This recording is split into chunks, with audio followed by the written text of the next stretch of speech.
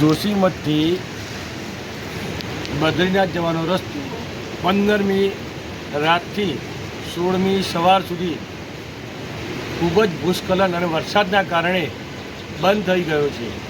હજુ સુધી પ્રશાસનમાંથી કોઈ પણ અધિકારી વ્યક્તિ હાજર થયો નથી. આના કારણે ઘણો મોટો ટ્રાફિક જામ થઈ રહ્યો છે. પબ્લિક ઘણી બધી સમસ્યાઓ થઈ રહી છે. તમે જોઈ શકો છો ઘણો મોટો ટ્રાફિક છે, છેક સુધીનો ટ્રાફિક છે. આ ઘણી બધી પ્રજા છે, કોઈ વ્યવસ્થા નથી, કોઈ અધિકારી નથી. બીજા 15મી રાતથી ભૂસ્ખલનના કારણે રસ્તા બંધ થઈ ગયા છે અને હજી સુધી કોઈ ખસેડવા આવ્યા નથી. રસ્તો ખુલ્લો કર્યો નથી પ્રશાસને અને બધા યાત્રીઓ ઘણા ફસાયા છે. આખે ખાસી બધી ગાડીઓ છે, લગભગ 150-200 જણા છે. ખાધા પીધા વગર બધા બેસી રહ્યા છે. જલ્દીથી રસ્તો ખુલ્લો થાય એવી પ્રશાસનને વિનંતી.